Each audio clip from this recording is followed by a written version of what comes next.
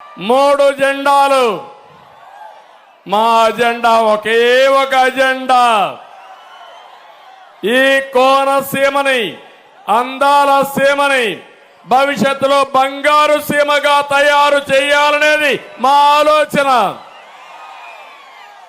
అంతేకాకుండా ఎక్కడో కాశ్మీర్లో ఇంటర్నెట్ క్యాన్సిల్ చేసి మొన్ననే కులాల మధ్య చిచ్చు పెట్టి వైఎస్ఆర్ కాంగ్రెస్ పార్టీ చలిగాల్చుకుంటూ ఇంటర్నెట్ క్యాన్సిల్ చేశారు. తెలుసు కదా తమ్ముళ్ళు ఏం జరిగిందని అడుగుతున్నా.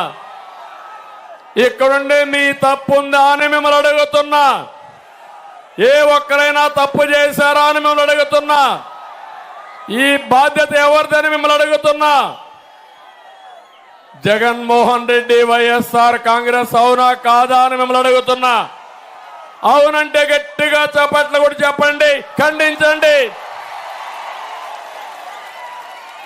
ఇంకొక పక్క నేను ఇప్పుడు వచ్చినప్పుడు ఎప్పుడు నాకు గుర్తుండే వ్యక్తులు ఎప్పుడు శాశ్వతంగా ఉంటారు. ఒకటి బాలయోగి, కోనసీమ ముద్దు బిడ్డ బాలయోగి. బాలయోగిని ఎప్పుడూ నేను మర్చిపోలేను. ఒక సాధారణ కుటుంబంలో పుట్టాడు, ఒక దళిత కుటుంబంలో పుట్టాడు. స్పీకర్గా పెడితే ఆ కుర్చీకి వన్నీ తీసుకొచ్చాడు, రాణించాడు. అలాంటి వ్యక్తి బాలయోగి గారు. రెండో వ్యక్తి మెట్ల సత్యనారాయణ. ఎన్టీ రామారావు గారు పార్టీ పెడితే మొట్టమొదటిసారిగా పార్టీలో చేరి పార్టీ జెండా మోసిన వ్యక్తి, చనిపోయే వరకు పార్టీ జెండా మోసిన వ్యక్తి.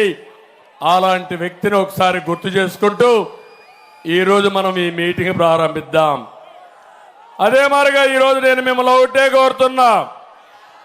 తెలుగుదేశం పార్టీ, జనసేన, బీజేపీ మేము జట్టు కట్టాం, కూటమిగా వచ్చాం.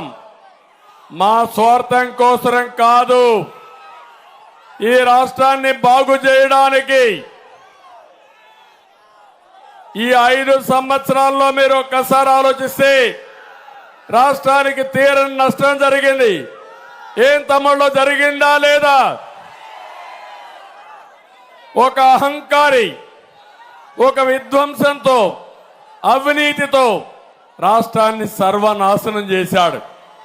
ఈ రాష్ట్రాన్ని 20 ఏళ్ళు వెనక్కెళ్ళిపోయాం. ఇప్పుడు ఈ రాష్ట్రాన్ని కాపాడుకోలేకపోతే శాశ్వతంగా మనం కాపాడుకోలేం. మీరు ఒక్కసారి ఆలోచించండి. 2014లో ఎన్డీఏతో కలిసి తెలుగుదేశం పార్టీ పోటీ చేశాం. పవన్ కళ్యాణ్ గారు సమాజం కోసం పోటీ చేయకుండా మమ్మల్ని ఆశీర్వదించాడు, సహకరించాడు. ఈస్ట్ గోదావరి, వెస్ట్ గోదావరి జిల్లాలో స్వీప్ చేశాం. అన్ని సీట్లు మనమే గెలిచాం.